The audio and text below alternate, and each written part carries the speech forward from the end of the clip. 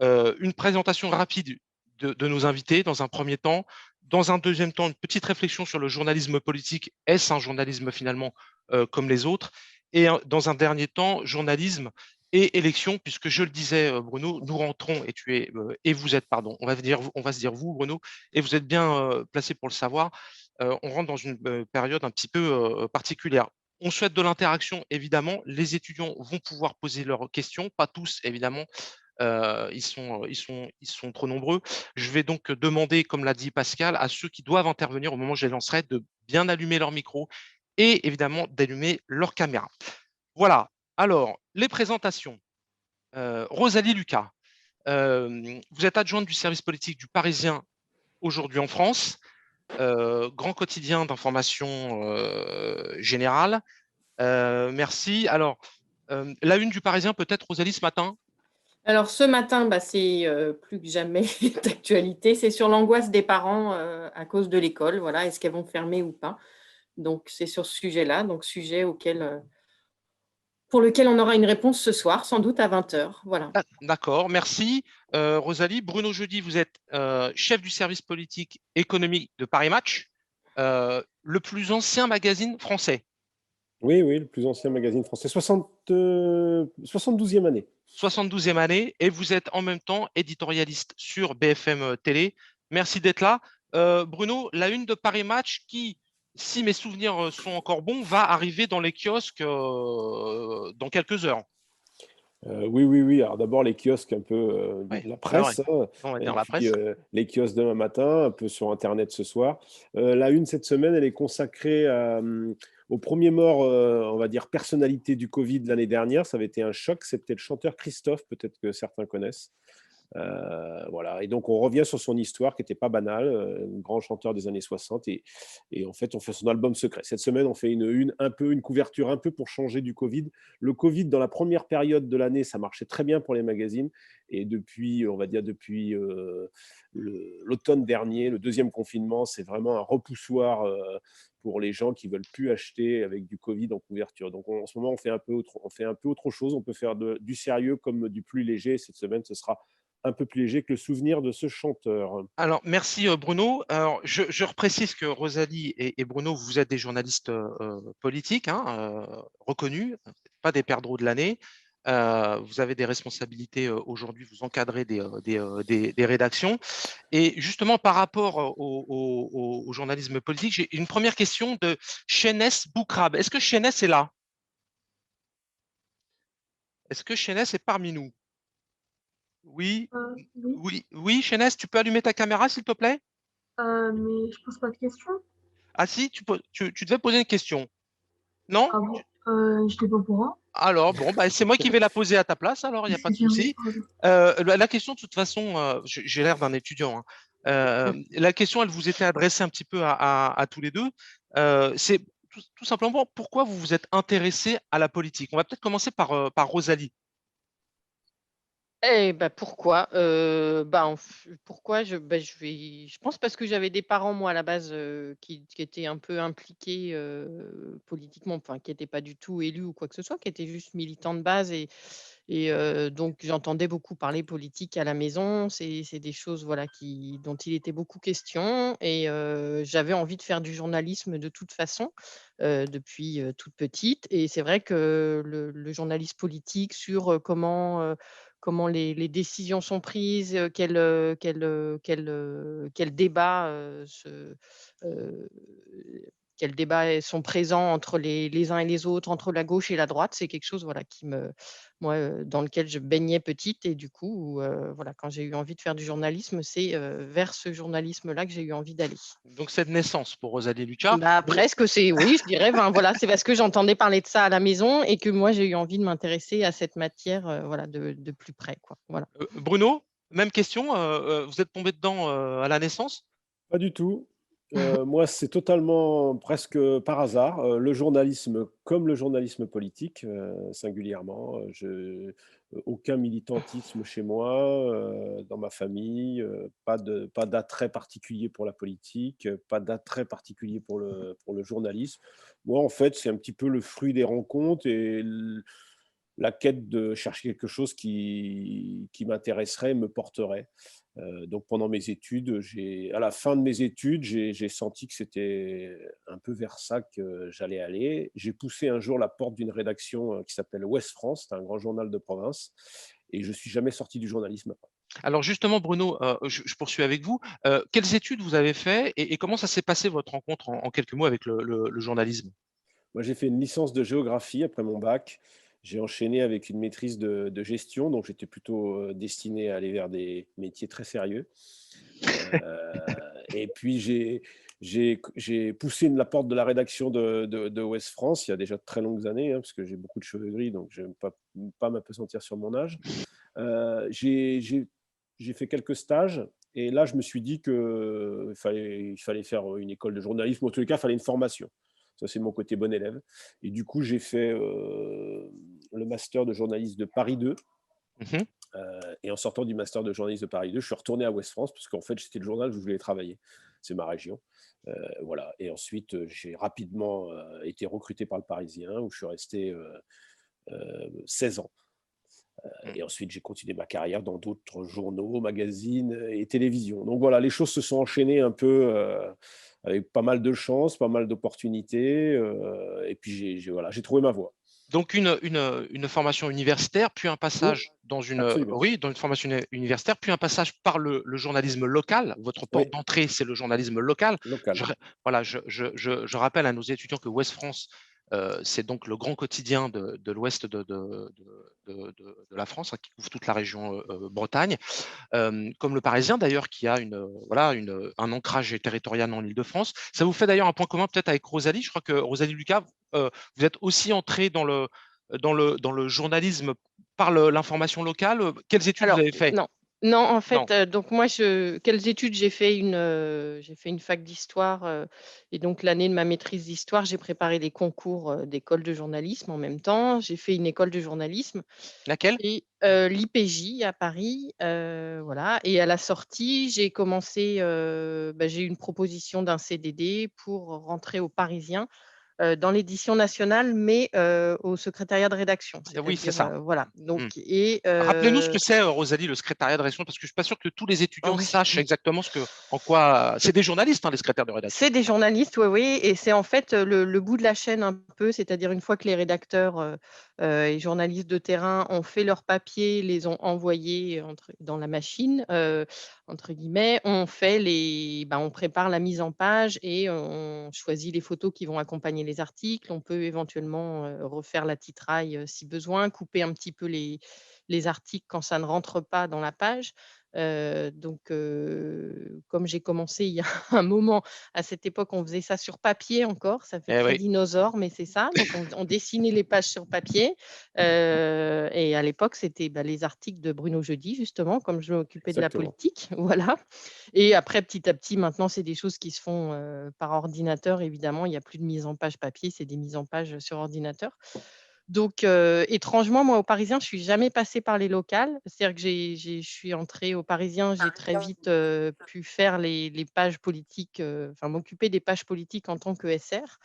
Et j'y suis restée assez longtemps parce que pendant un temps, il n'y avait pas forcément de passerelle entre, les SR journalistes, enfin de la rédaction, écrivante.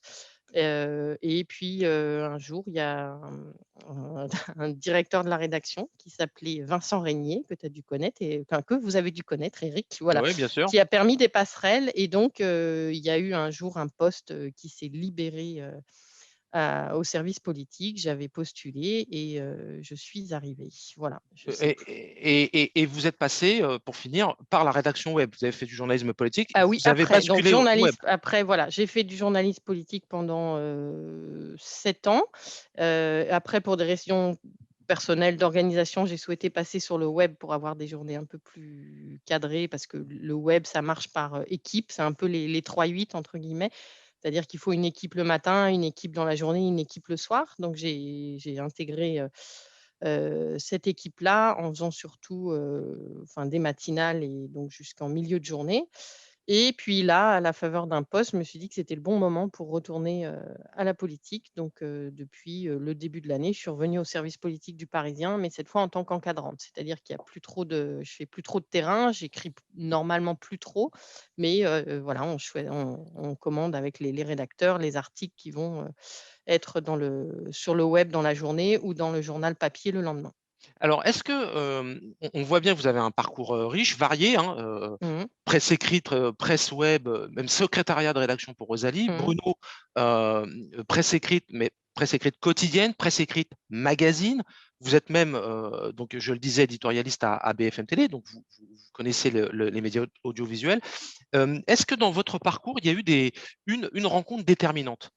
Est-ce qu'il y a eu, un moment ou une rencontre qui vous ont, fait, évoluer et qui ont une incidence sur votre parcours? Peut-être Bruno? Bon, j'en ai eu beaucoup de rencontres. Si on résume, on va dire 2 rencontres. La première rencontre, c'est le journaliste qui a tenu la porte, lorsque je suis rentré à Ouest France. Je pense que lui, je peux le remercier pour longtemps puisqu'en fait, il m'a dit: «Bah, écoute, ouais, ton parcours, ton profil m'intéresse, j'ai besoin d'un jeune, tu as l'air d'être motivé», donc voilà, donc ça, c'est quand même, on ne peut pas oublier ce moment-là. Et professionnellement, après, dans mes rencontres, moi, quand je commence le journalisme, politique, après un parcours dans les locales du Parisien, je suis rapidement confronté à Nicolas Sarkozy Ah, et qu'on le veuille ou non, moi, il était au creux de la vague. J'étais le seul journaliste quand il a été viré, enfin, quand il a été battu avec Balladur sèchement en 95. Je suis le seul journaliste à l'interviewer à ce moment-là.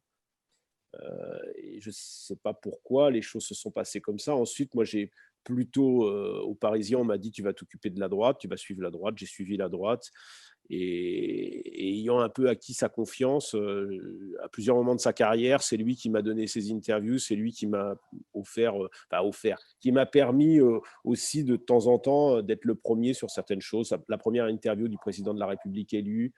Donc je pense quand même que c'est une personnalité qui aura à certains moments de ma carrière compté professionnellement parce que ça vous permet de vous mettre un peu en évidence. Ça m'a permis aussi de bien le connaître. Il est quand même devenu président de la République, mine de rien, ça aide aussi. Enfin voilà, donc c'est pas une question de. Je voudrais pas que les étudiants croient qu'il y a quelque chose d'une forme de connivence, mais c'est une personnalité que moi je rencontre quand il n'est plus rien. Il a du mal à se faire réélire député de Neuilly et je vais suivre un peu son parcours de près en loin jusqu'à ce qu'il soit élu président de la République, puis battu.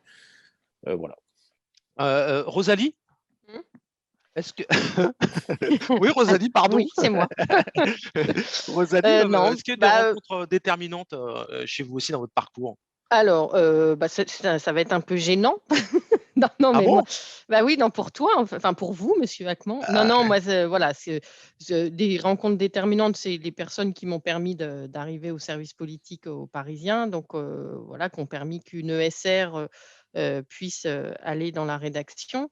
Donc ça, oui, et après, en fait, c'est un peu l'équipe qu'on a pu former, voilà, tous les 2 pour le suivi de la gauche. Voilà, parce que moi, j'aime bien travailler en équipe et il se trouve que ça a bien collé, voilà, c'est vrai que quand on commence à s'intéresser à une matière, que ça soit en politique ou ailleurs d'ailleurs, c'est pas mal d'avoir, bah, soit des relais, soit même, des tuteurs ou enfin ou voilà, ou quelqu'un qui sache passer la main. Bon, ça a été le cas, avec vous, monsieur Acquemont, voilà. Et je préfère le dire, ce n'était pas du tout une question qui était destinée à ce genre de réponse. bah, oui, mais Mais bon, bon, je le dis merci, comme c'est vrai, merci, c'est voilà. gentil, c'est gentil. Et donc moi, comme Bruno, en fait, les choses qui marquent aussi, c'est peut-être quand on suit, une personnalité et qu'on voit, qui au départ on suit, elle est pas grand-chose et petit à petit, voilà, elle devient, quelqu'un, enfin, elle prend des responsabilités. Donc moi, les 2 faits marquants, ça a été, effectivement le début quand j'ai commencé à suivre la gauche, bah, c'était François Hollande qui était, bon, 1er secrétaire du PS, mais voilà, qui était pas, qui était à 3 dans les sondages, comme on disait à l'époque, et voilà, et c'était intéressant de le suivre, jusqu'à l'Élysée.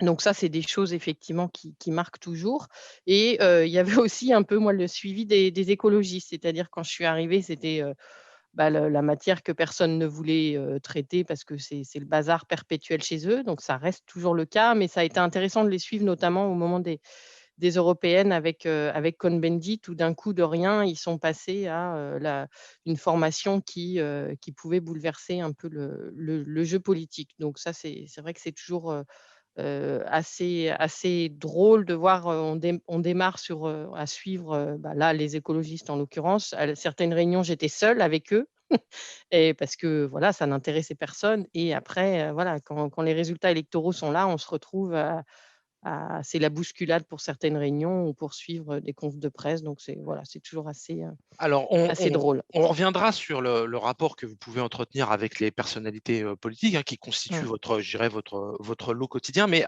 avant, peut-être, toujours pour finir cette présentation, en tout cas, j'ai une question il y a une question de Anne-Lou Robin. Anne-Lou Robin, est-ce qu'elle est là? Euh, Anne-Lou, Bonjour. tu nous entends, Anne-Lou? Oui, je vous entends. Ouais, Bonjour. éventuellement, voilà, merci pour la caméra, super. Merci, Anne-Lou. Je crois que tu avais une question à poser. Oui, bon, je ne sais pas si vraiment cette question va être pertinente. Mais vas-y, Si. il n'y a pas de questions inutiles. On y va, Non, mais c'est vas-y. surtout après ce que vous venez de dire. Donc, qu'est-ce qui vous a amené à faire ces choix de travailler dans vos médias respectifs? Finalement, est-ce que c'est par conviction politique? Rosalie, peut-être? Ouais. Moi Merci, non, Anne-Lou, hein. ouais, moi pas par conviction politique parce que, enfin, même au départ, ça m'intéressait de travailler, dans un journal qui était pas «étiqueté» entre guillemets. C'est-à-dire que Le Parisien, c'est pas Le Figaro, où on sait, voilà, il y a une ligne éditoriale. C'est pas le Libération qui a également une autre ligne éditoriale. Donc moi, travailler au Parisien, ça m'intéresse, enfin, pour ça m'intéressait beaucoup de suivre la politique dans ce média-là. Après, je ne cache pas qu'au départ, ça a été un hasard, c'est-à-dire que ça a été une opportunité. Quand je suis sortie d'école, j'ai tout de suite j'ai eu une proposition de remplacement un été, donc comme je disais, au service secrétariat de rédaction du Parisien. Donc je suis entrée comme ça. Peut-être que j'aurais pu entrer dans un autre journal, mais en fait, moi, ça m'a intéressée d'être dans ce journal-là parce qu'au départ, voilà, il y a pas une ligne éditoriale affichée. Donc voilà, je trouvais ça intéressant de traiter la politique dans ce cadre-là. Bruno? Moi, j'ai commencé par, je le disais, par la presse locale, Ouest France. Je suis rentré au Parisien, j'allais dire, c'était presque un débouché naturel pour un provincial comme moi. Et j'ai adoré mes années de Parisien, qui étaient finalement des années dans un journal qui a beaucoup évolué, la période où j'étais justement, mais qui restait un grand quotidien national, grand quotidien populaire, sans être très marqué politiquement.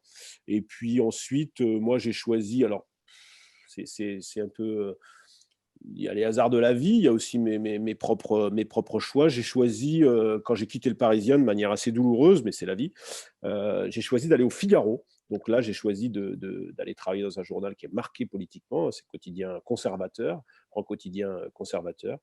J'ai passé 5 très bonnes années. Évidemment, ça marque politiquement. Et derrière, je suis allé dans des journaux qui sont moins marqués, mais où j'ai eu des fonctions d'éditorialiste dans les deux. Le journal du dimanche, qui est un hebdomadaire, moins marqué politiquement, mais moi j'étais éditorialiste, et puis Paris Match. Et puis évidemment, maintenant, je ne peux plus dissocier mon travail de ma qualité d'éditorialiste à BFM TV, où j'interviens tous les jours.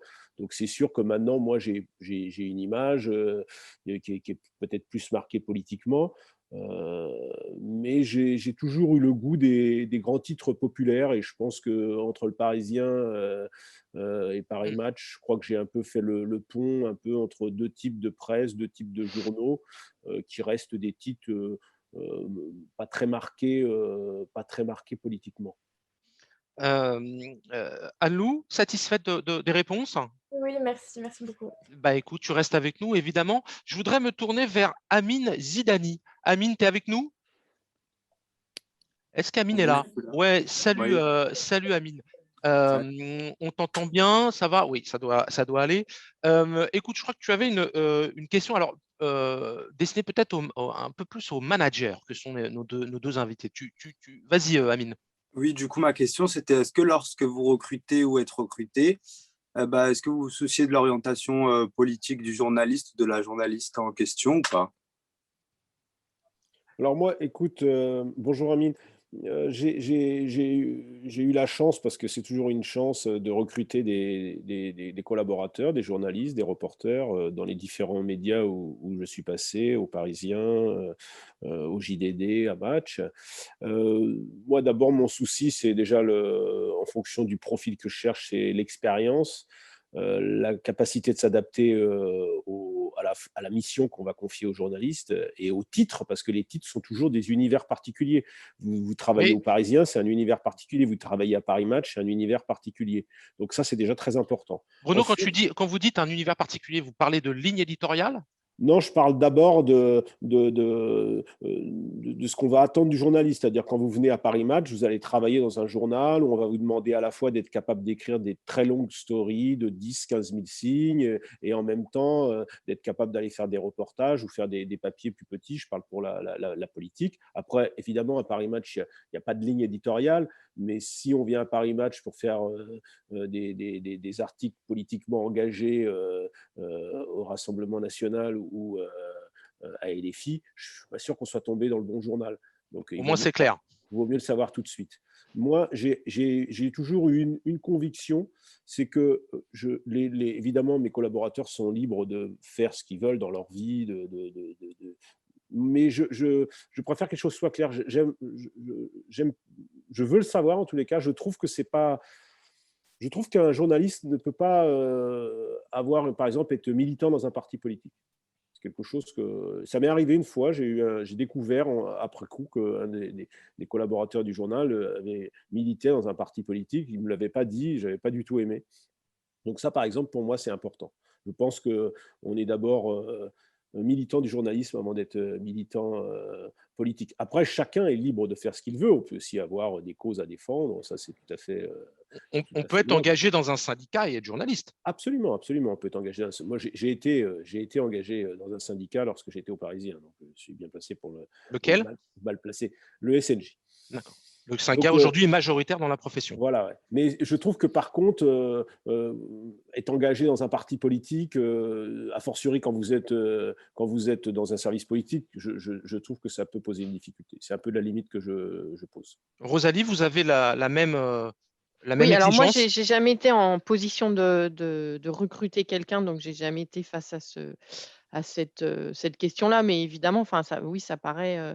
On peut pas arriver dans un service politique en disant, bah voilà, moi, par exemple, je veux suivre je sais pas quoi, que les écologistes, pour prendre cet exemple-là, parce que c'est ma conviction. Il faut, enfin voilà, je partage leurs idées. Bah non, parce que si on fait ça, on va faire du mauvais journalisme.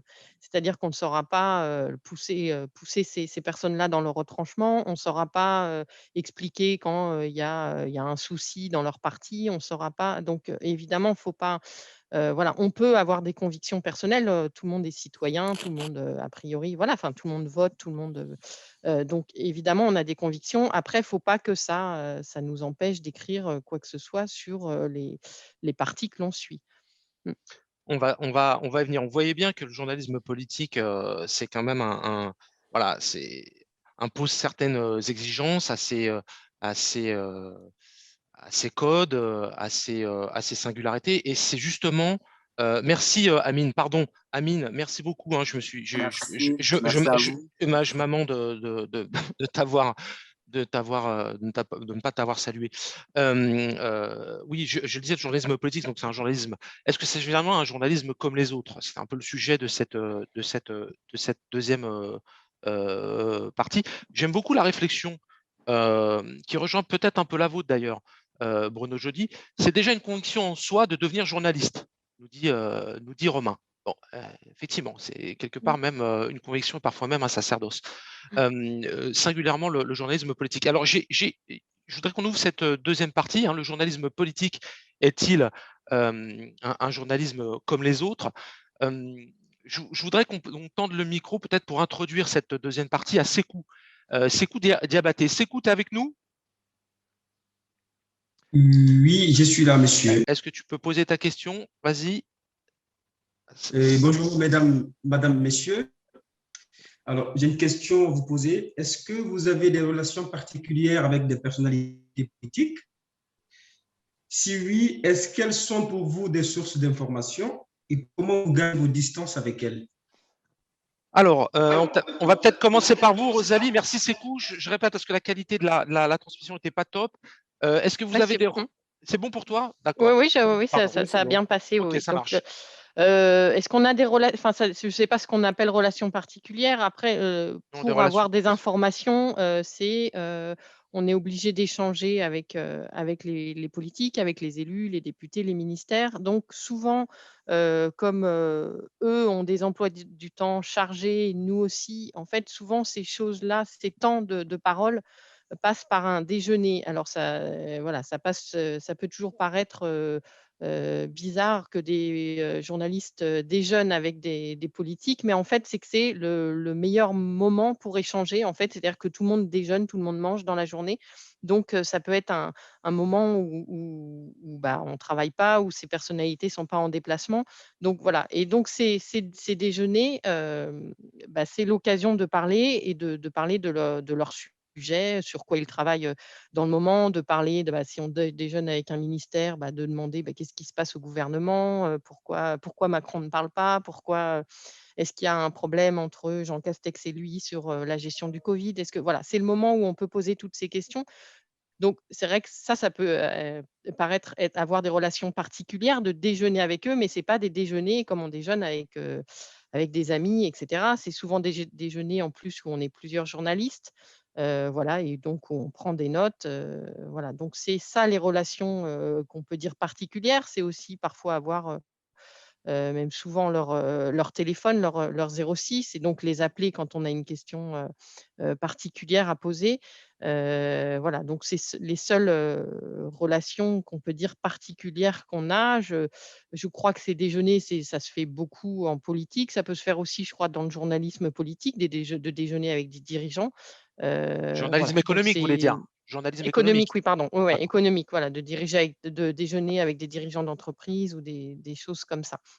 Voilà, donc c'est ça que je décrirais comme relation particulière. Bruno, est-ce que ça implique finalement de savoir garder ses distances? Ah, c'est toute la difficulté du journalisme politique, qui est un journalisme comme les autres, mais qui a cette particularité de, de devoir s'approcher au plus près de ses sources. C'est un petit peu comme vous savez, c'est comme le soleil, il faut s'en approcher le plus près possible, mais il ne faut pas se brûler. Cette image vaut ce qu'elle vaut, mais en politique et surtout avec les gouvernants, le pouvoir, on sait qu'il y a en France une tradition politique qui est particulière. On est finalement une sorte de monarchie république. On a coupé la tête d'un roi, on a fondé la République, mais on s'est empressé de vouloir rétablir la monarchie, puis on a rétabli la République, et puis finalement, après plus de 200 ans d'histoire politique compliquée, on s'est mis d'accord pour l'instant sur une espèce de monarchie républicaine ou de république monarchisante, je ne sais pas trop. Et du coup, c'est vrai que les journalistes, alors on ne doit pas devenir un journalisme de cours, certains parfois peuvent le reprocher, il y a eu des livres là-dessus, mais nous, on doit en même temps, enfin moi, il y a des journalistes politiques qui vous diront le contraire. Moi, je pense qu'il faut s'approcher au plus près de sa source, il ne faut pas se brûler et il faut essayer de garder le plus possible ses distances. Ce n'est pas facile, il faut s'imposer quelques règles. Moi, par exemple, je ne dîne jamais avec un homme politique. Alors, Rosalie disait, on déjeune, moi je déjeune, mais le dîner, je trouve que Mmh, déjà, c'est un moment qui est mmh. un moment qui serait Plus intime. un peu plus Mmh, intime. Donc, par exemple, ça, c'est une règle que mmh, je m'impose. mmh. Évidemment, jamais de moment de vacances. Alors, ça m'est arrivé d'avoir des moments un peu particuliers avec certains hommes politiques. Euh, sur la durée de ma carrière, je peux dire que il faut toujours rester dans quelque chose de sobre, de professionnel, et tout se passe bien.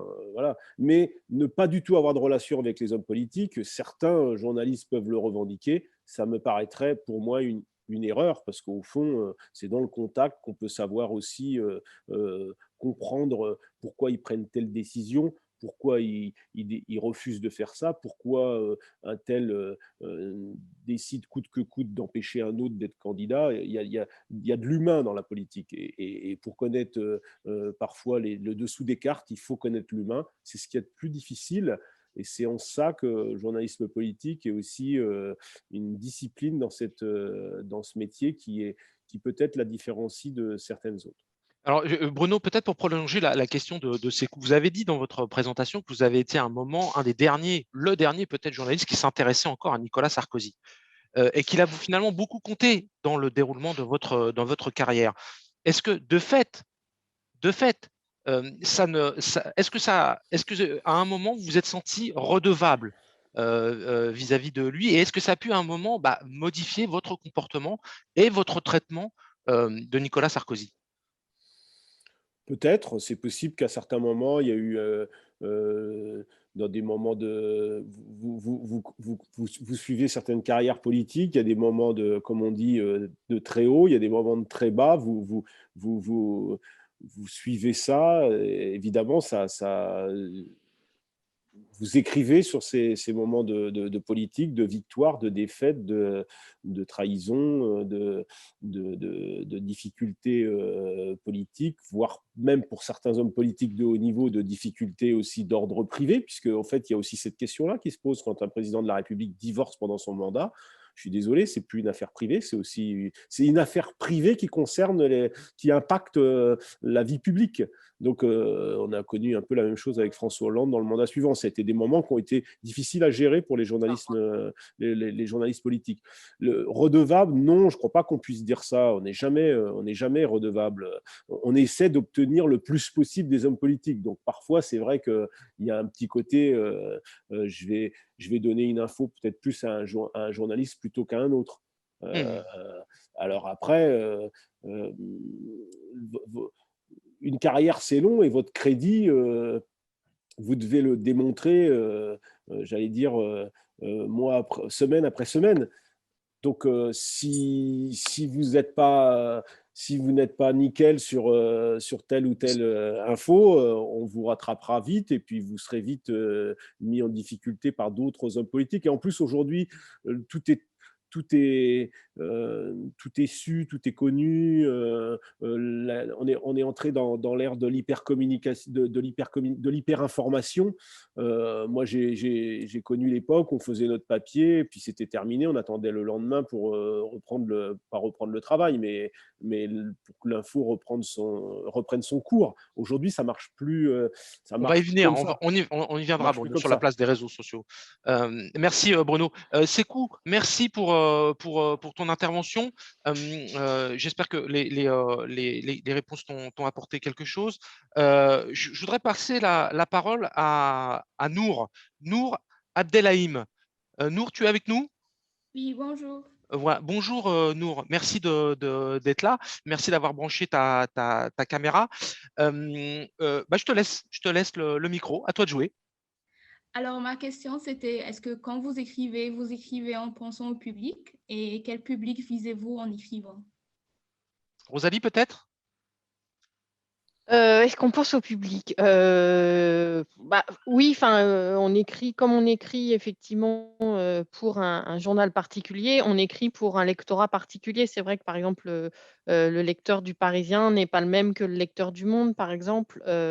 Voilà, donc c'est pour le Parisien, il faut que ça soit, faut penser à être compris par tous. Enfin, c'est le cas dans tous les journaux, mais voilà, faut avoir, je pense, une écriture peut-être plus directe et plus, et voilà. Mais je crois pas qu'à chaque papier, on se dise, on se répète ça. C'est-à-dire qu'une fois qu'on est, dans un journal depuis quelque temps, ça y est, on sait pour qui on écrit, et donc ça devient un automatisme. C'est un travail d'écriture qu'on a acquis. Après, voilà, on peut, en se relisant, se dire parfois: «Oh là, oui, attends, là c'est pas clair, donc faut que je» parce que nous, on a tout en tête évidemment, mais quelqu'un qui a pas le nez toute la journée dans la matière, on va peut-être écrire une phrase qui va, si la personne n'a pas les dessous, on sera pas compris. Donc évidemment, faut penser à ça. Faut penser qu'on écrit pour des gens qui ne sont pas comme nous, le nez, tout le temps, toute la journée, dans cette matière-là.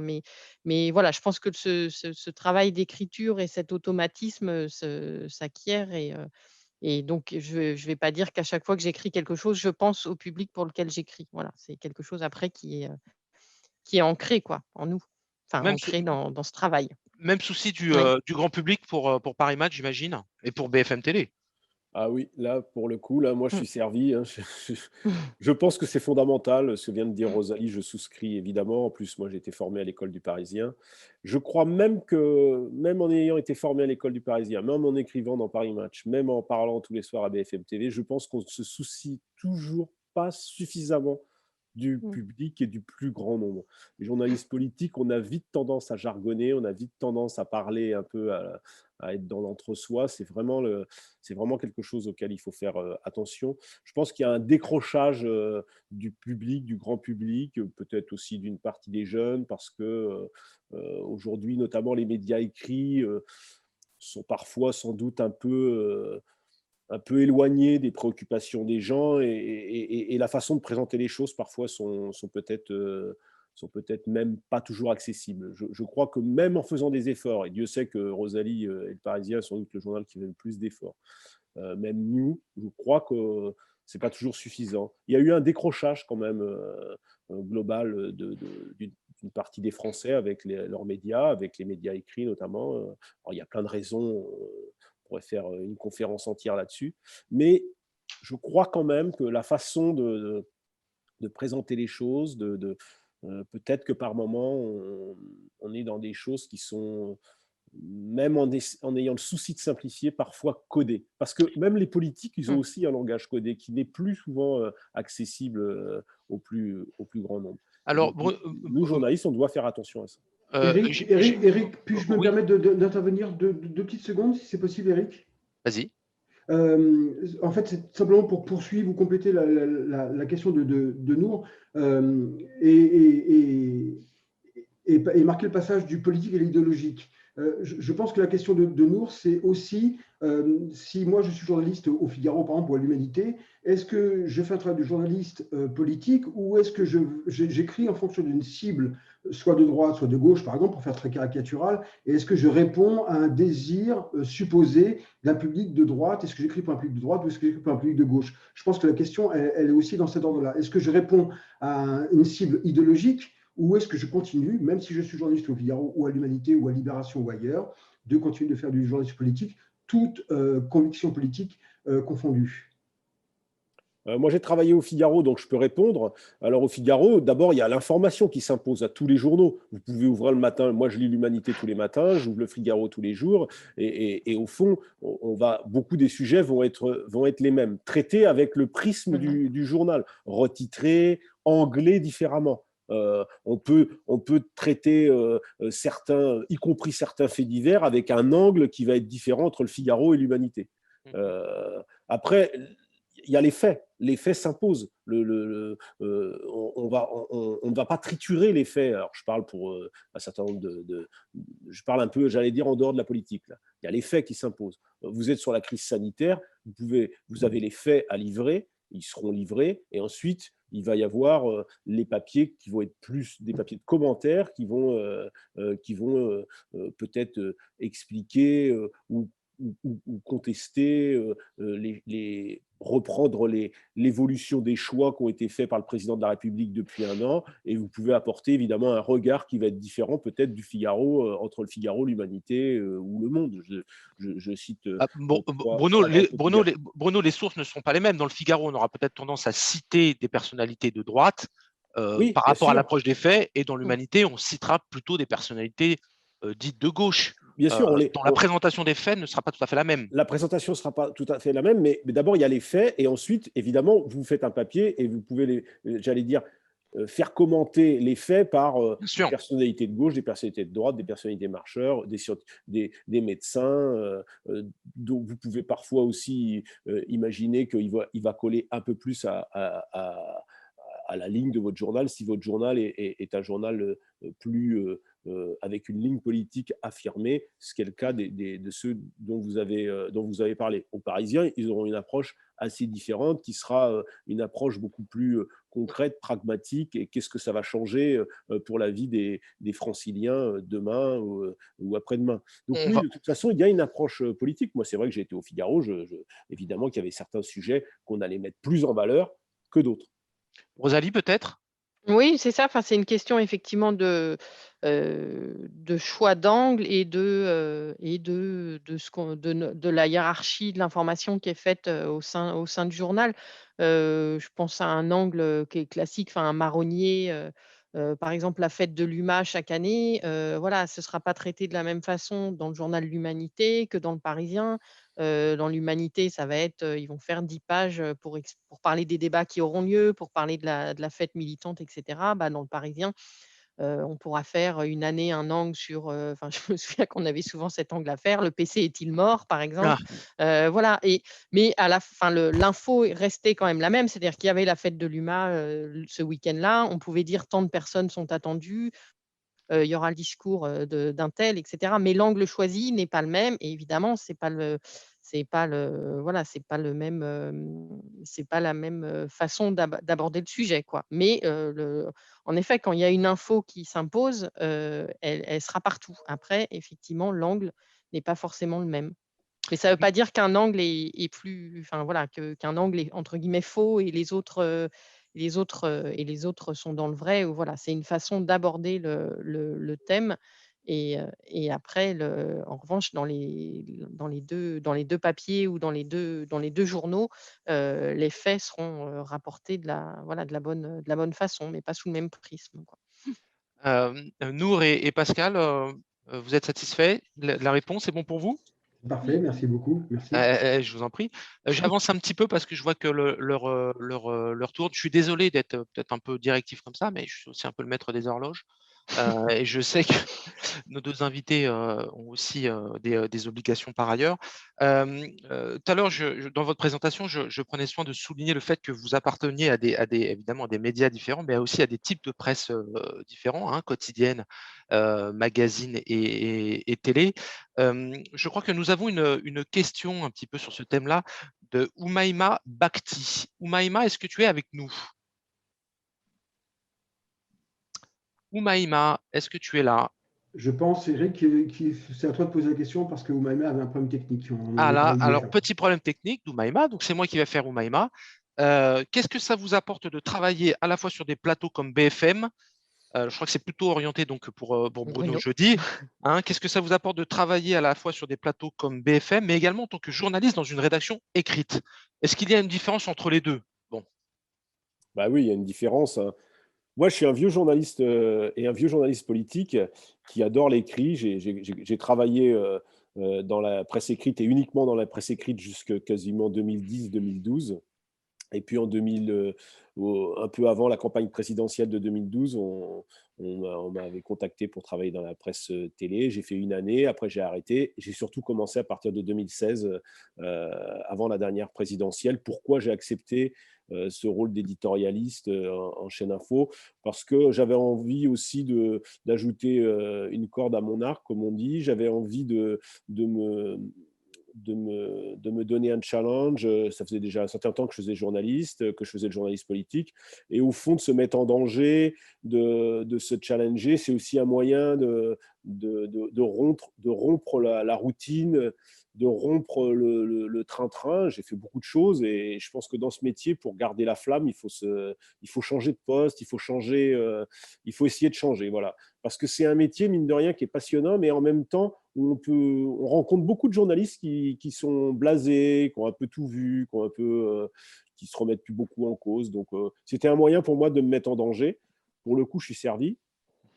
Qu'est-ce que ça m'apporte? Alors, en fait, à l'usage, d'abord, je ne sais pas si c'est très raisonnable parce que c'est assez fatigant, mais ça, on va mettre ça de côté. Ce que ça m'apporte, c'est que moi, je suis dans un magazine où je fais beaucoup aussi de management, et la télévision m'apporte le fait que, par exemple, en 2016-2017, moi, je connaissais aucun des nouveaux hommes politiques, les marcheurs, les hommes politiques qui sont maintenant avec Emmanuel Macron. J'en connaissais aucun. Et le BFM, où ils y passent beaucoup de temps, ben, j'ai gagné beaucoup de temps moi-même en les rencontrant dans le cadre de mes activités de télévision, avant les plateaux, après les plateaux. Donc ça a été un élément, j'allais dire, pratique pour le vieux journaliste politique de Paris Match que je suis par ailleurs. Donc il y a aussi un peu un intérêt à gagner du temps. Ce que je fais à BFM, ça me sert à Paris Match et inversement. Voilà. Bruno, Rosalie, il y a une question qui revient souvent dans les cours, enfin, en tout cas dans le mien. Ça concerne justement vos méthodes et par rapport aux interviews.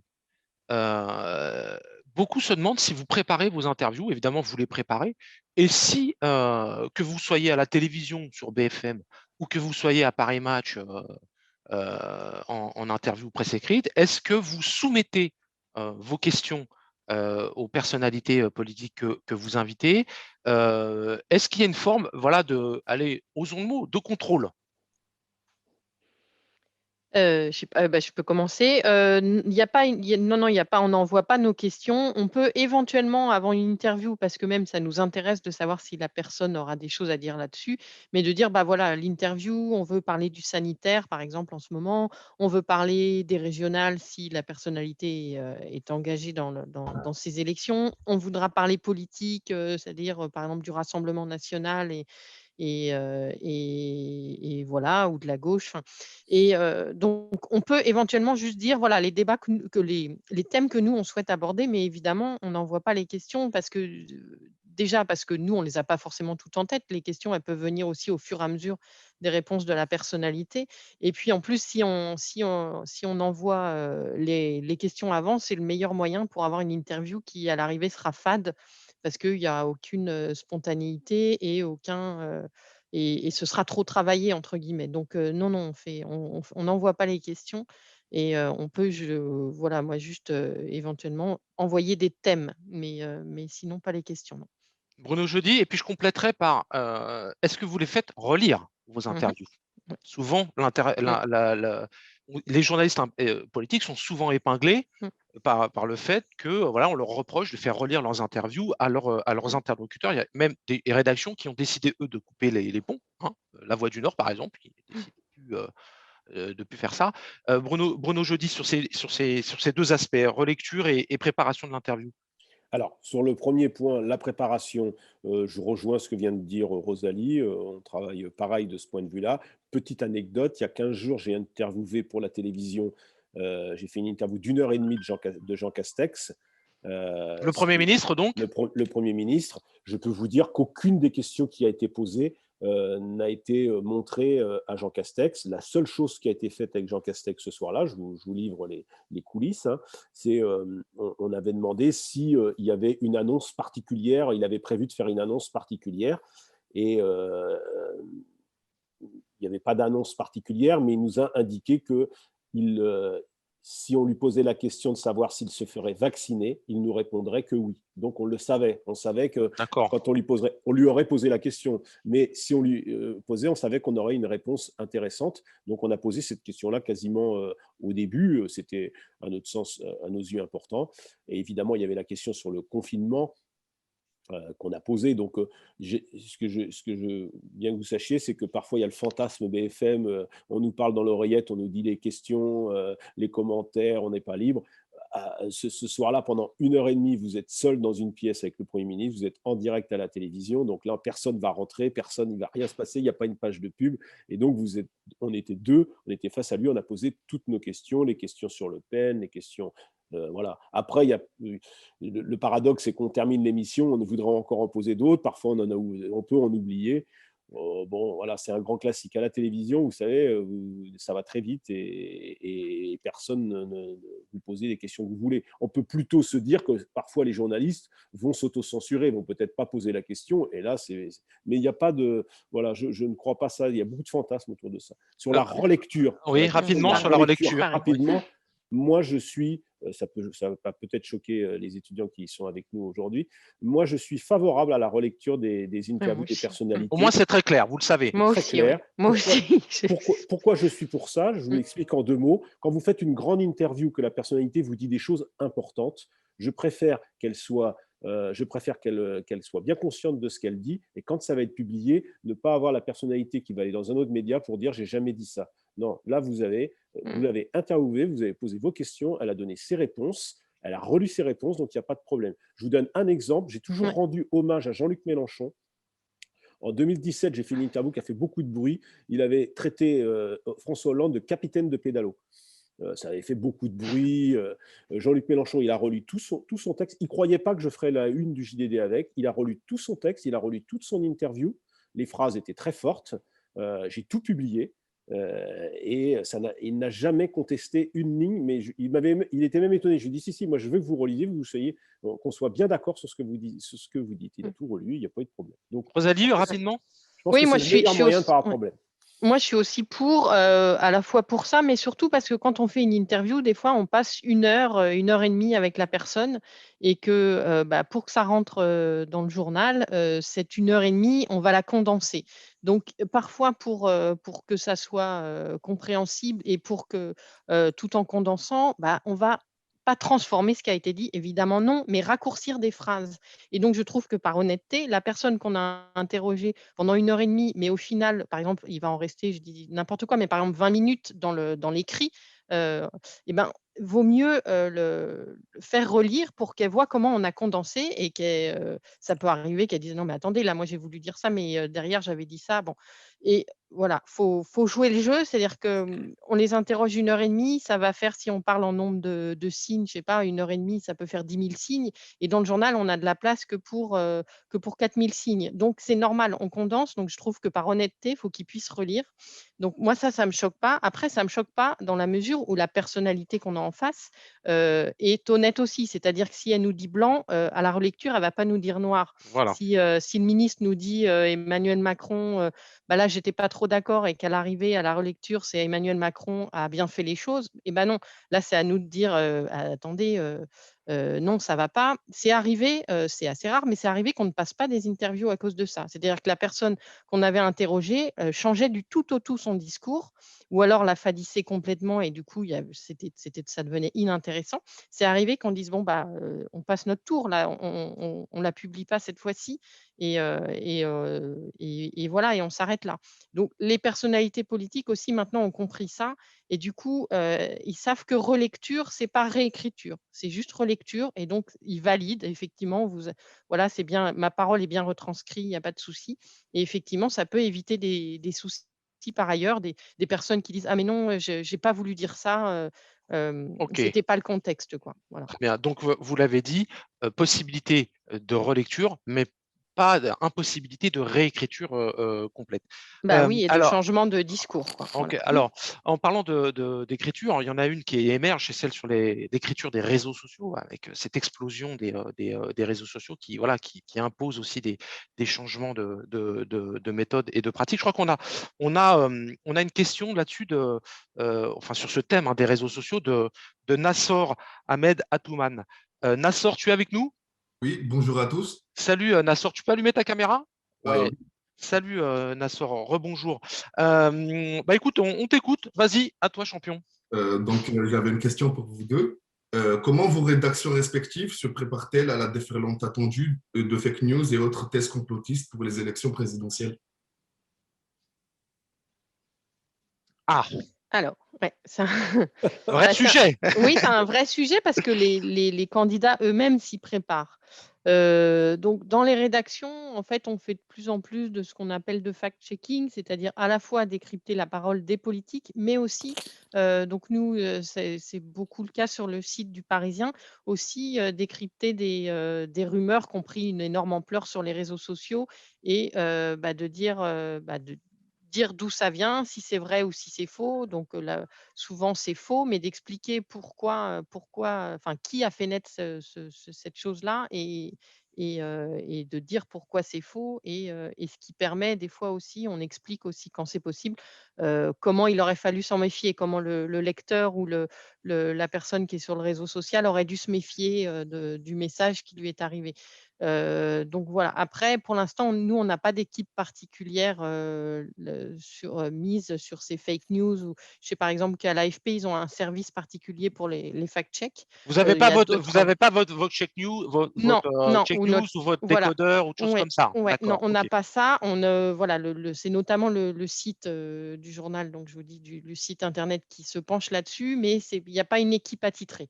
Voilà, on essaye au cas par cas quand on voit que vraiment une information, fausse a pris une énorme ampleur sur les réseaux sociaux, on essaye de trouver un moyen de la traiter et d'expliquer pourquoi, c'est pas vrai et voilà et d'ainsi d'avertir le lecteur ou l'internaute de pas se faire avoir. Bruno, rapidement, comment vous vous préparez à la supposée invasion russe ou turque?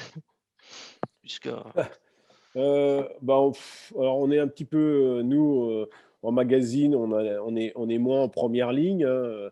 On essaie évidemment, mais j'allais dire comme tous les journalistes membres de la communauté de Paris Match, on essaie de faire notre métier le plus sérieusement possible en faisant attention à pas se faire balader, manipuler, intoxiquer par des sources toxiques. On n'a pas de service dédié à ça parce qu'on n'a pas assez de monde pour ça.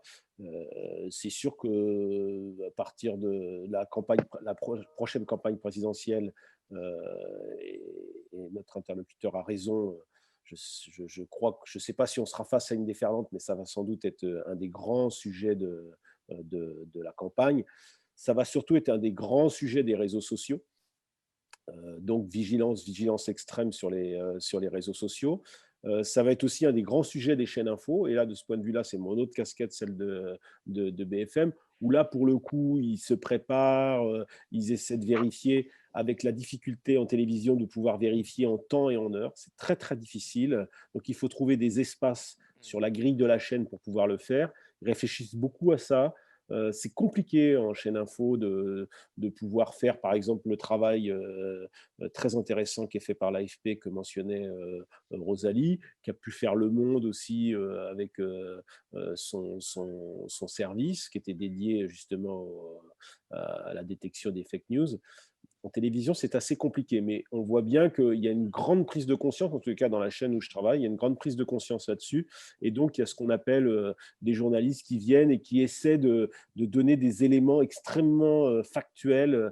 Par exemple, sur le Covid, essayer de donner des chiffres vérifiés. Avec des infographies très claires. Voilà, avec des infographies très claires. Ou alors partir d'une polémique ou de clash sur les réseaux sociaux, essayer de les démontrer et remonter à la source pour dire ben voilà, ça c'était vrai, ça c'était pas vrai. Ce qu'ils font, nous à la chaîne on appelle ça le wall, c'est-à-dire ils sont debout, ils sont devant des écrans avec des infographies et ils redonnent les faits. Bruno, vous restez en ligne avec nous. Nassor aussi, parce que la question de Loïc Simba, qui malheureusement peut pas apparaître, mais j'aimerais la poser, elle est destinée à Bruno particulièrement.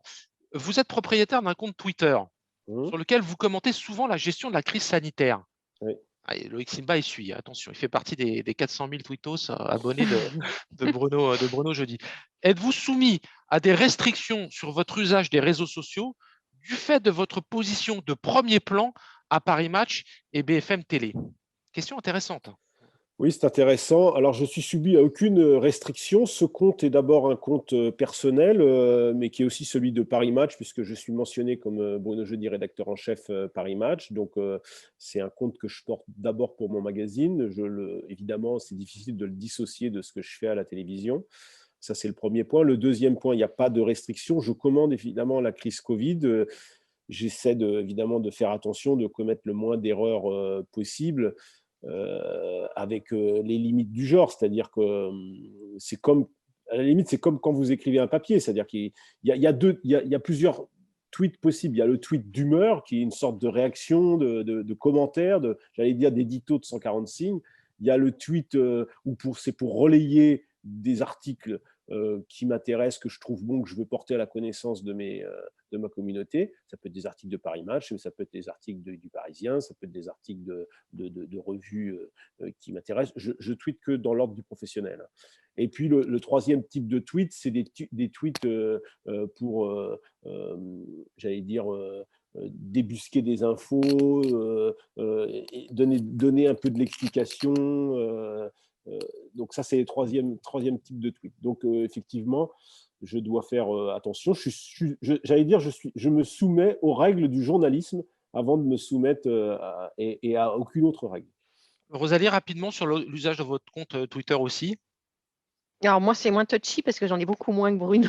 Mais oui, c'est les mêmes règles que quand on écrit un papier, c'est-à-dire on fait voilà, attention à ce qu'on écrit, on ne relaie surtout pas, on fait attention à ne pas relayer des fausses infos ou voilà, ou si parfois on annonce quelque chose qui finalement n'a pas lieu, on s'astreint à faire soit un rectif, soit à expliquer ce qui s'est passé, voilà. Mais donc effectivement, à partir du moment où de toute façon, où il y a notre nom, où on dit qu'on travaille pour, tel ou tel journal, ça a beau être un compte personnel, ça engage aussi un peu ça engage pas le journal, mais ça engage sa crédibilité si nous on raconte des bêtises, quoi.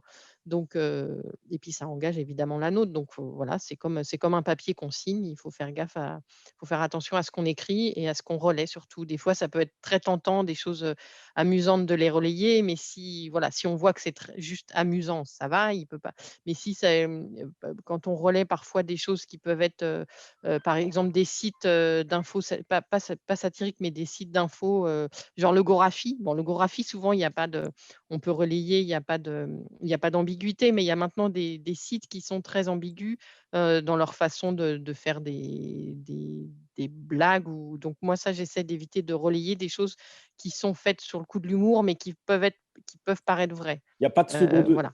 Bah, ouais. Rosalie a raison, il n'y a pas de second Mmh. degré sur les réseaux Mmh. sociaux. Je peux vous dire que moi, bon, j'allais dire pour le meilleur ou pour le pire, j'ai un gros compte, et il n'y a pas de second degré. Si vous écrivez quelque chose, si vous faites quelque chose et vous voulez faire un peu un trait d'humour, ça ne passe pas. Et Ou de vous êtes tout de l'ironie, suite oui. et vous êtes tout de suite démoli pour ce que vous êtes, c'est-à-dire d'abord un journaliste, Rosalie, journaliste au Parisien, moi je suis journaliste Paris Match, BFM, même si mon compte c'est d'abord Paris Match.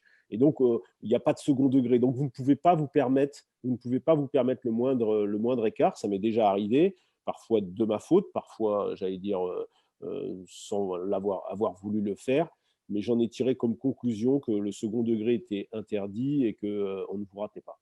Merci Bruno. Nassor, j'espère que tu as obtenu réponse à tes questions. Merci pour ton intervention. Alors, la présidentielle va se jouer aussi sur les réseaux, sur les réseaux sociaux. On a une question un peu sur l'élection présidentielle qui arrive. Lucas Jean-Alphonse, est-ce qu'il est avec nous? Lucas, tu es avec nous? Est-ce que Lucas est là?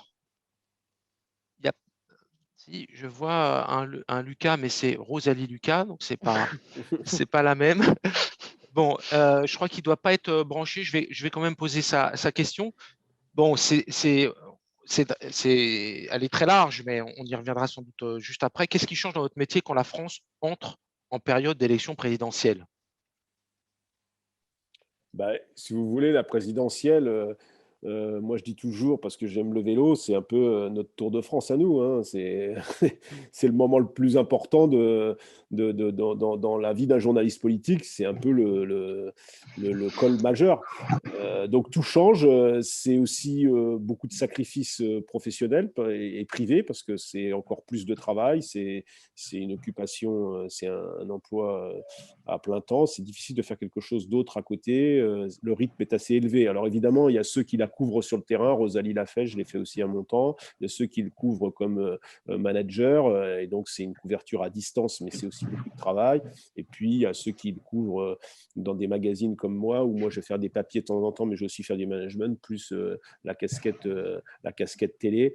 Les campagnes présidentielles, c'est aussi, alors globalement, en général, on suit plutôt un candidat plus qu'un autre. On ne peut pas suivre tous les candidats, même si quand on est dans nos positions, Rosalie comme moi, on doit avoir une vue assez large. Rosalie, à vous? Oui, pardon. Bah oui. Et dans la présidentielle, Rapidement. il faut être sur tous les ballons, donc ça n'arrête pas en fait. C'est un rythme effectivement très soutenu sur une période qui peut aller. Enfin, ça va commencer assez vite en fait là, dès la rentrée prochaine. Je pense que tout le monde sera à la tête dedans. Et voilà. Mais voilà, c'est une période effectivement super intense, mais super intéressante, quoi. Alors, transition toute trouvée avec cette dernière partie que j'ouvre sur journalisme politique et élection. On a une question je vais peut-être le rappeler en introduction. sur la place des sondages, parce que votre métier, et notamment singulièrement en période électorale, est beaucoup, je dirais, enfin, pas influencé, mais en tout cas encadré, matricé par les sondages d'opinion et d'intention de vote. Peut-être juste un chiffre pour nos étudiants. En 2017, l'élection présidentielle, c'est 500 sondages. 500 sondages au total. Je n'ai plus le chiffre en tête, mais par rapport à l'élection de 1974, c'est une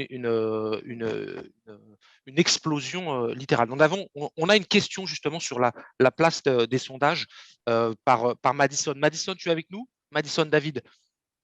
Elle est là, Madison, le sourire de Madison. Bonjour Madison. Bonjour. Est-ce que tu peux… vas-y, hein, à toi le micro. Merci de partager déjà vos expériences avec nous. Du coup, ma question est la suivante. Les sondages d'opinion et d'intention de vote ont-ils une place importante dans votre métier? Et si oui, ont-ils une influence sur votre ligne éditoriale? Rosalie? Oui, alors, oui, ça a une importance. Alors, il y a quelques années, le Parisien avait fait le choix de ne plus prendre de sondage. Ça avait été le directeur de la rédaction qui avait annoncé ça en disant on ne fait plus de sondage, on fait de la politique sur le terrain, on ira voir ce que pensent les Français exactement sans se fier aux sondages. Sur le coup, moi, j'ai trouvé ça bien. Je me suis dit: «Ah tiens, ça c'est bien, c'est une position et cetera». C'est vrai qu'il ne faut pas que les sondages, qu'en gros, qu'on donne le résultat avant que l'élection ait lieu, sinon ça fausse tout. Et au final, finalement, j'ai trouvé ça hypocrite, enfin pas hypocrite quand la décision a été prise, mais ce que je veux dire, c'est que qu'on le veuille ou non, c'est un fait politique, les sondages. Et du coup, par exemple, quand je travaillais sur le web où on fait aussi de la politique, on allait parler d'une personnalité et on donnait quand même le sondage, même si on n'avait plus le droit, nous, d'en faire. Donc c'était assez étrange et il faut savoir que les hommes politiques ont le nez dans les sondages. Donc leur attitude, leur façon de faire campagne, leur prise de position à tel ou à tel moment est aussi dictée par les sondages qu'eux font ou qu'eux lisent. Donc au final, je trouve que, on peut pas faire comme s'il n'y avait pas de sondage. Soit tout le monde décrète qu'on n'en fait plus, mais ça ne se fera pas. Ils existent, c'est un fait, donc voilà, et les politiques les utilisent. Donc nous aussi, on doit en tenir compte. Après, je pense qu'il faut à la fois, ça dicte évidemment, certains de nos sujets, mais il ne faut pas non plus sous-estimer certains candidats du fait de leur position à un moment donné dans les sondages. Alors le meilleur exemple, où moi j'ai suivi ça, alors c'est tout un concours de circonstances qui a fait qu'à la fin, il a été élu président, mais François Hollande était, à un moment donné, à 3 dans les sondages. Je me souviens qu'à l'époque, avec Éric, on avait du mal à passer des papiers sur François Hollande. Quand on voulait faire des papiers sur lui, on nous disait: «Oh, c'est bon, il est à 3 voilà. Et alors, c'est le retrait de DSK, c'est tout un tas de choses qui a fait qu'au final, ça a été lui, le DSK, candidat, et il Strauss-Kahn, a hein. été élu. DSK. Voilà, oui, pardon, excusez-moi, oui, Dominique Strauss-Kahn. Et donc au final, c'est François Hollande qui a été candidat et qui, à la fin, a été élu. Donc voilà, il faut pas non plus ne se laisser dicter les papiers que par les sondages. Il faut en tenir compte, mais on ne peut pas ignorer des candidats qui sont bas dans les sondages parce qu'on sait que ça peut virer en quelques mois et tout changer, et tout changer en quelques mois. Donc il faut pas se laisser dicter les angles par les sondages uniquement. Mais pour moi, on est obligé d'en tenir compte quand même. Je fais une réponse en même temps, mais Voilà. Oui. Bruno? Alors moi, premier point, alors juste, c'est un petit point de méthode. Moi, j'ai toujours trouvé la décision du Parisien stupide de ne pas vouloir faire de sondage. C'est comme vouloir faire une campagne de vaccin sans vaccin. Ça me paraît un peu bizarre. Je pense que c'est un élément important. Il n'est pas central, il est important et on ne peut pas se passer des sondages. Les sondages, je vous fais court. La France est un pays de sondage, c'est même un des pays qui a beaucoup promu le sondage. C'est comme ça. Il faut se souvenir que la campagne présidentielle de 1965, l'IFOP fait des sondages. À l'époque, ils sont un peu confidentiels, mais il y avait les renseignements généraux, c'est-à-dire les renseignements de la police qui faisaient des sondages qui étaient totalement bidons et nuls. Et à l'époque, en 65, il y a un sondage qui déjà prévoit que le général de Gaulle va être mis en ballottage alors que tout le monde s'attendait à une élection dès le premier tour. Donc, vous voyez, les sondages, c'est une vieille histoire. La deuxième chose, vous êtes étudiant, pour ceux qui voudront faire du journalisme, pour ceux qui voudront faire de la science politique, pour ceux qui vont s'intéresser à ça, il faut savoir lire les sondages. Ça s'apprend à lire des sondages. Un sondage, ce n'est pas seulement un résultat, un sondage, c'est une dynamique. Il faut regarder les sondages sur la durée, il faut regarder où est la dynamique. Vous pouvez très bien avoir un candidat qui est à 7-8%, mais vous détectez dans les 7-8% un potentiel de dynamique ou une dynamique possible. Donc, il faut apprendre, c'est comme tout. Alors, il y a des journalistes politiques qui savent bien le faire, il y en a d'autres qui ne savent pas le faire. Donc, il faut lire les sondages. Il faut aussi regarder la question qui est posée. Ce n'est pas pareil de demander la bonne opinion, ce n'est pas pareil de demander la confiance, ce n'est pas pareil de demander… L'intention de vote. Voilà, d'une intention de vote. Donc, faisons attention. Il faut savoir, c'est pour ça c'est très important. Tout est affaire j'allais dire, presque d'éducation. Alors, donc, Bruno… Après, les journalistes, ils doivent aussi bien le présenter à leurs lecteurs. C'est ça qui est très important. Question flash, hein, qui demande une réponse rapide. Est-ce qu'il faut croire les sondages sur la présidentielle qui sortent en ce moment à un an de l'élection? Non, les sondages qui sortent à un an de la présidentielle, j'allais dire, c'est des Merci, tendances. Madison. C'est des tendances. Il ne faut pas croire aujourd'hui que ce qu'on vous présente dans les sondages aujourd'hui, c'est ce qui aura lieu dans un an. Peut-être, mais si vous voulez, il y a autant de chances de donner le bon score de Mélenchon ou le bon score de Xavier Bertrand que de gagner, que de gagner au loto. On n'en sait rien. En revanche, ça vous donne à l'instant T, c'est-à-dire le 31 mars, peut-être que c'est vrai que dans l'opinion, Xavier Bertrand, il fait un score autour de 15%, ce qui n'est ni un mauvais score, ni un bon score. Peut-être que Marine Le Pen, elle est à 25% dans les sondages le 31 mars, qui dit qu'elle fera 25% dans un an. On n'en sait rien. En revanche, c'est une photo à l'instant T. C'est la photo au moment où elle est prise. Dans un an, j'aurai probablement pas la même coupe de cheveux. Aujourd'hui, j'ai cette coupe de cheveux. Eh bien, le score de Xavier Bertrand aujourd'hui, il est de 15. Dans un an, il sera peut-être de 10, ou il sera peut-être de 22, ou il sera peut-être même pas présent à l'élection présidentielle. Donc, il faut commenter l'instant. Par contre, si vous voulez, ça donne des tendances aussi du poids politique que représente une famille.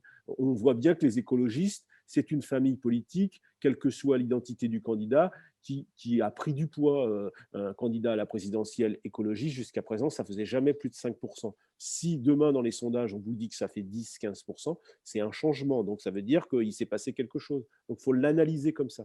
C'est pour ça que c'est important. Après, c'est vrai qu'on est saoulé par les sondages, que les gens se disent il y en a plein, qu'ils se disent on est en train de manipuler l'opinion. Ce qui n'est pas tout à fait faux. Faire plein de sondages, au bout d'un moment, ça impacte l'opinion. Mais vous savez, les Français, ils ont l'habitude des sondages. Et j'allais dire, ils savent prendre leur distance, ils savent déjouer les matchs. Et puis, une élection présidentielle, parfois, souvent, on l'a vu en 2002, ça se joue dans les derniers jours. Rosalie, rapidement là-dessus. Oui, c'est ça. Enfin, sur le fait que quoi qu'un an à l'avance, les sondages.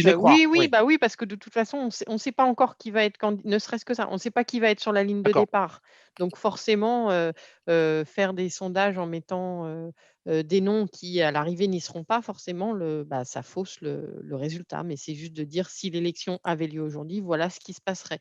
Et donc, il faut en tenir compte parce que ça peut. Les candidats ou les non-candidats s'appuient là-dessus. Par exemple, à droite, pour l'instant, ils ne savent pas comment ils vont désigner leurs candidats. Certains veulent des primaires, d'autres n'en veulent pas. S'ils ne passent pas par des primaires, qu'est-ce qui va les aider à choisir? Qu'est-ce qui va faire qu'une personnalité va s'imposer?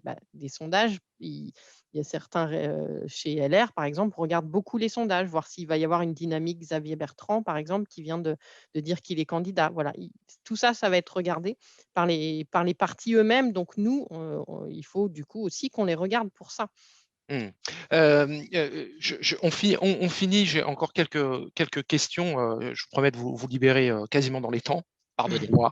Peut-être une question sur justement cette élection présidentielle, au-delà des sondages. Les journalistes politiques vont être très exposés. Les critiques, elles existent déjà de leur supposée proximité avec le pouvoir en place existent. Moi, j'avais une question. Est-ce que vous n'êtes pas étonné qu'un ministre, une ministre de la Culture en l'occurrence, prenne la défense d'un journaliste en pleine séance de l'Assemblée nationale?